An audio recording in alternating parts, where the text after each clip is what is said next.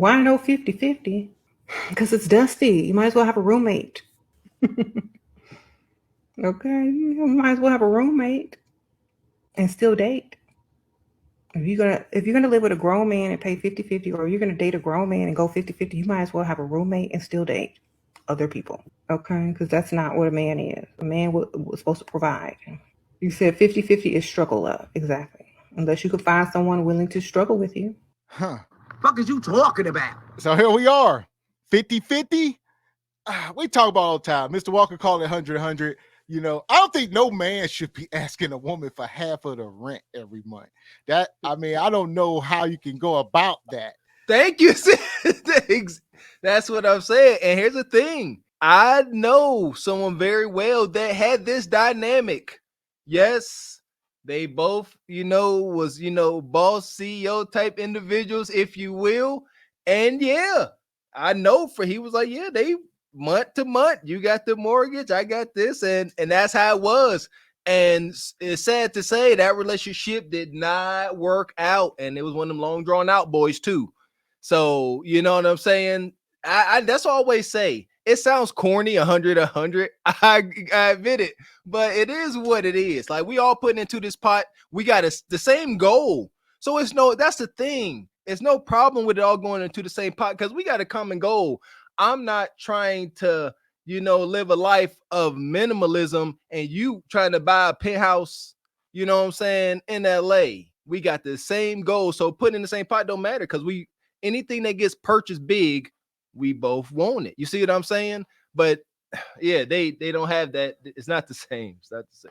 I don't think that there's anything wrong with going 50-50. I guess Kevin Samuels called it an IKEA marriage. Like I was very young when I got with my husband. I was 18, and then we got engaged when I was 23 and I was married when I was 25. So we build like where we're at today. Mm-hmm. He makes more money than me. He drives the I guess like the AMG series, like I don't have that, but I have I have a good base model, So, I mean, I put all my money in. 100 and 100 is cool with me, but I also don't see anything wrong with 50-50. Sorry, my dog is going crazy. No, and that we're the same way, Rockwell. Me and my wife, like we got together and we had joint bank accounts just like that. We communicated. That's the thing. It was just like we was doing stuff. We communicate too. Yeah, it was like we said, hey, let's open up a joint account. We together. This is what we doing with it. This is our goal, short term, long term. And you like, yeah, it's not a problem, not gonna be any long-term issues, and you move on from there. But like that 50-50, you have to waiting on your spouse to put bread in your hand every month. That's too transactional. I feel like at some point, dude gonna be like, here's $1,500 for the rent upstairs now. Like I ain't even doing it. like that's just. My husband would say that in the beginning, I was very irresponsible with jobs. I everything was based off of my feelings. And, I used to quit a lot. I used to get mad at somebody at work. And then I would just be like, babe, can I quit? And then he would be like, come on, quit. You can quit, and then like the wife off of Everybody Hates Chris. yeah. I was kind of like that. Because my man is like that. He always had extra, so I was lucky that way. And then that got, I needed to grow up. So I went through that phase where he was like, all right, now, these are life changing goals that we're making. We need to take life more serious. Mm-hmm. And then one time I got in trouble for having store debt at the mall when I worked at Bloomingdale's. I had a charge card at every store from Neiman Marcus to Victoria's Secret. And when I got laid off, I couldn't make those little payments anymore. And then all of these bills started coming to the house that I couldn't pay. So at a very young age, he told me, if you ever do this again, you are out. like, because this is irresponsible. So y'all, I don't think there's anything wrong with 50-50. You got to you got to put in some work. Like, That's it's it. only Well, fair. listen, I'm gonna transition this. This woman here says she has 2 degrees and makes $80K per year, but says she's in survival mode. She lives paycheck to paycheck and can't afford her bills. So I'm gonna let her go. That's that daggone debt, student debt. I already figured that out.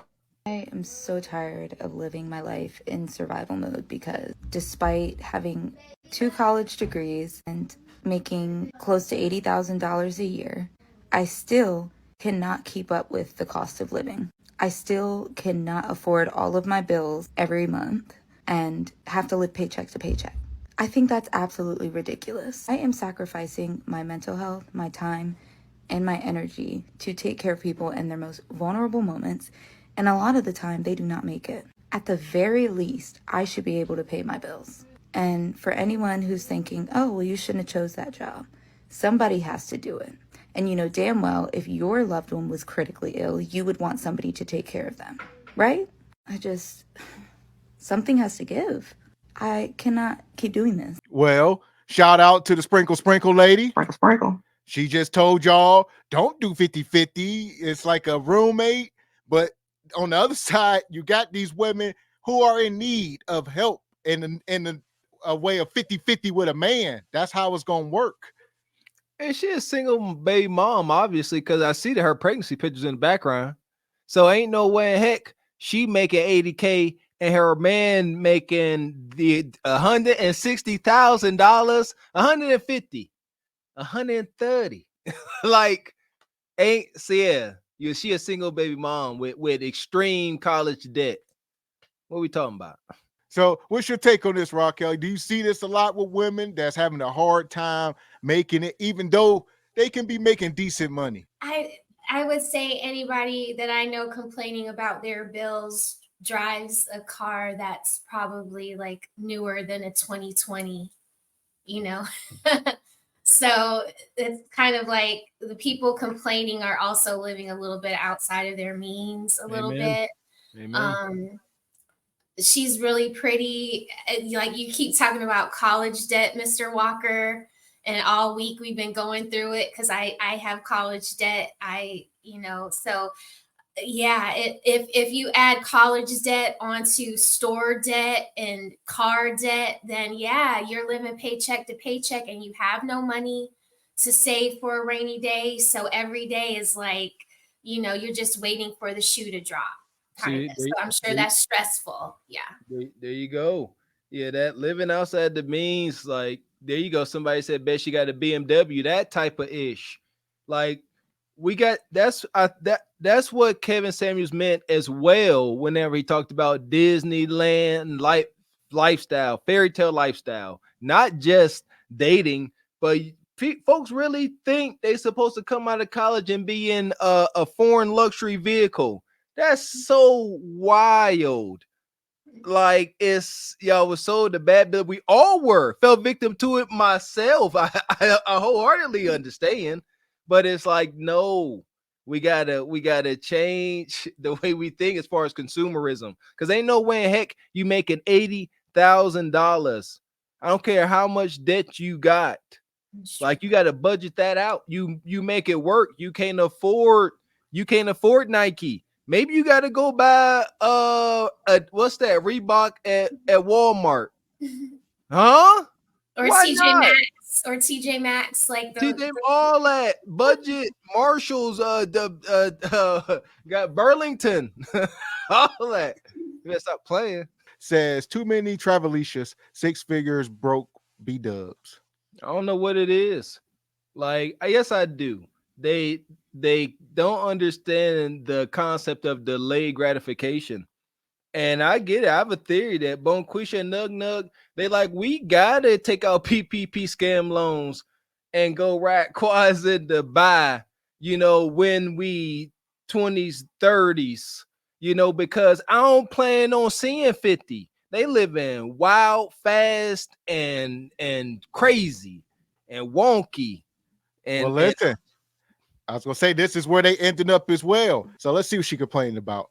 Now, what I'm about to say may piss a lot of landlords off, but I don't really care at all. But I'm going to read to y'all the qualifications that this person wants for this house. And it ain't an amazing ass house. We're not talking about anything super expensive. The rent, like I said, is $16.95, $40 application fee per adult. They want you to make 3.5 times the rent. Standard for whatever reason is 3 times the rent. When majority of Americans don't even make 3 times a $1,600 a month rent. I don't know where people just get up and be like, oh yeah, we're just gonna make this a national standard that people have to make 3 times the rent amount. I've been seeing this lately. So here we are. People said because they tired of y'all destroying their property. Exactly. So they say, look, the rent gonna be $1,700 a month. You know, $40 fee. They're gonna check your credit. You gotta have 3.5 times. So you gotta make $6,000 a month. $72,000 a year minimum. You better be making at least but y'all all make 6 figures, so that should be no problem. You know? See what I'm saying? There's that. But hold up. Why are they raising the barrier to entry so high? Why so high? What's the best tenant? The best tenant is a young professional with no kids. They ain't never home. They too busy out there making $80,000 or more. They ain't never home. They minimalist.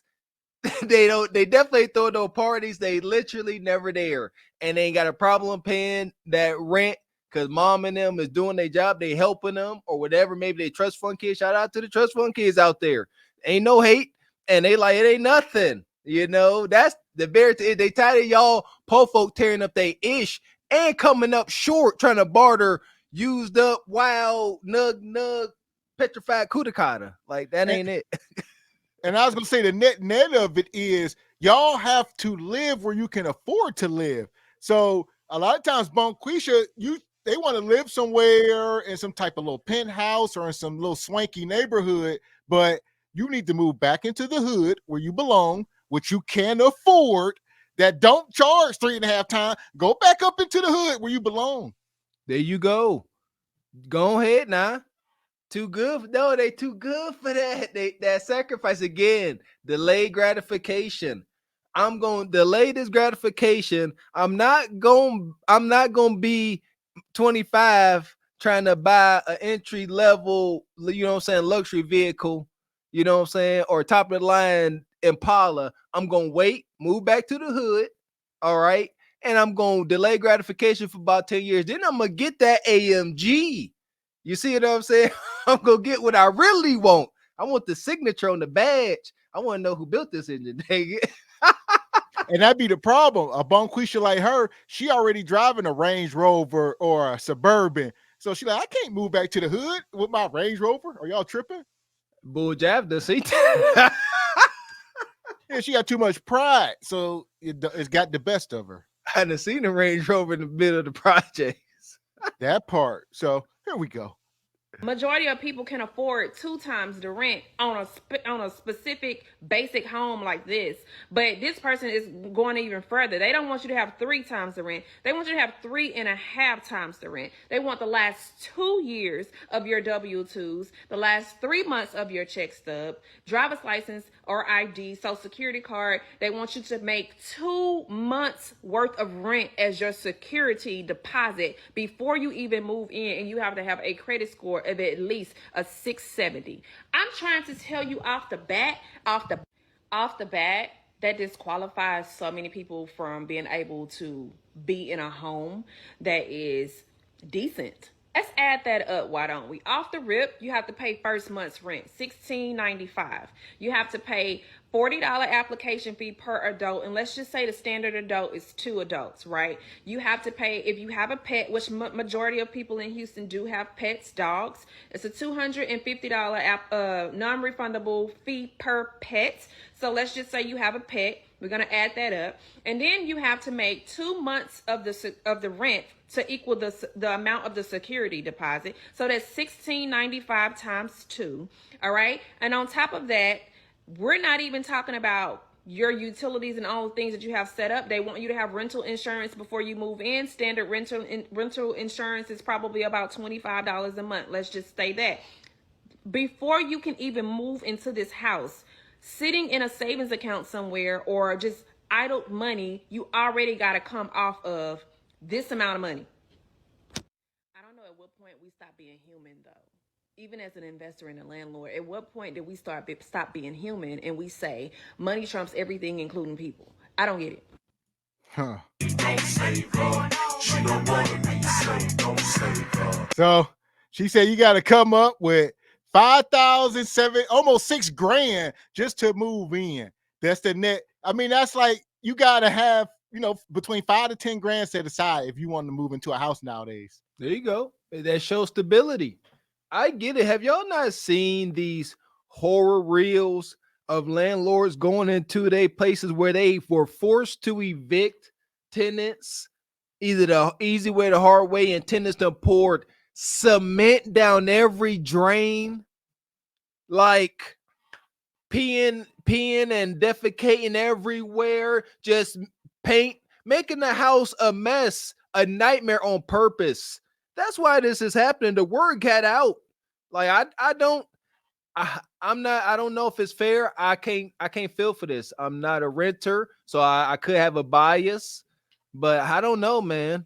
Well, there is an alternative for Bonquisha. She can go ahead, get pregnant, have about 4 or 5 kids, move into the apartments, get government assistance. You won't have to pay a dime. In fact, they will start paying you. They will start giving you food stamps and cash and all types of stuff. And you know what else? And she said, it's hard to find a nice place to live. And there you go. What is nice? Like they want, you know what they want, man? They want top end amenities. And that's not it. They don't want no type of struggle. You might have to have window ACs. Like, relax yourself. You might, like, they like, no, I need central air. Is that Venetian marble or no? Relax. You're not there yet. Or asking for Venetian marble. They're not asking for that. Well, we'll get you in here, Raquel. I was gonna ask you, you see all this money in this, or like we're saying, the sprinkle lady told these women don't get with a man. But it seems like if you got a man right now, he gonna take most of this burden of this 5,700. He gonna figure out a way to get most of that, and that's why they need a man. You would be showing 2 people's income to qualify for that. But someone in the chat had quoted how much that is per year, and I think he said it was 71K. Yeah. So if everyone's making 6 figures, then what is how is that a problem? That seems very decent to me. It's always been about $250 to $300 for a pet deposit.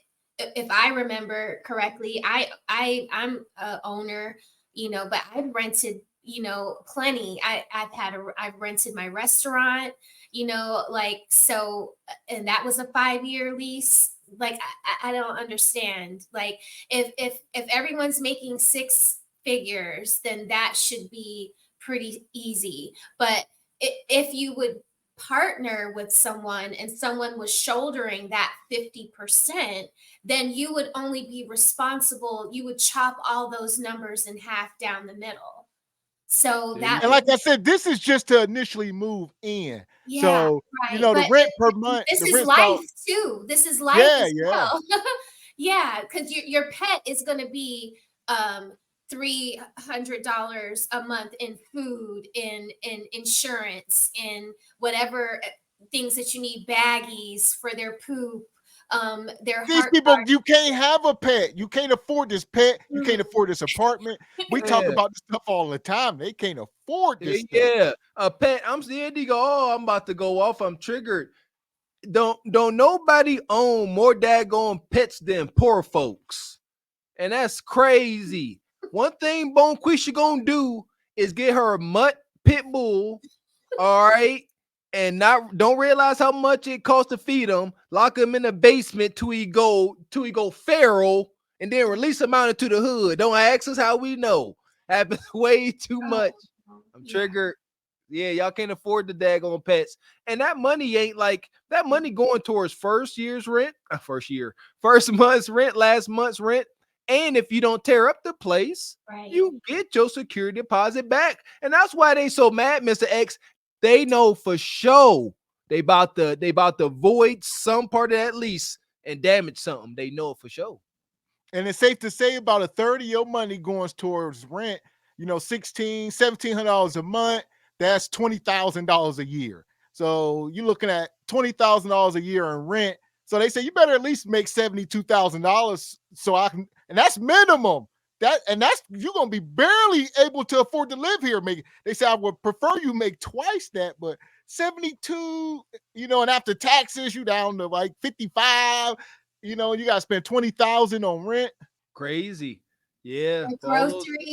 Your groceries, like that's not even counting like your food. And that's why you need a man. That's why it don't make sense, Bone Quick. The woman just said she make 80K and she's struggling. Mm-hmm.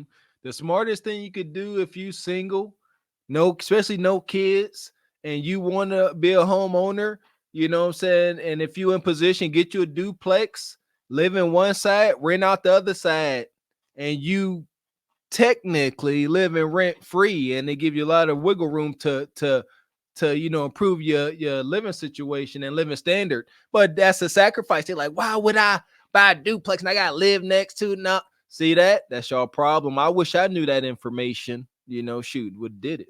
So there we go. That's just sick work. Yeah. So shout out to Not Greater Jesus. Says that BMW getting stolen in the hood. See, you should have it if you got it, that's the whole thing. If you got to move back to the hood, you shouldn't be in the BMW. That part.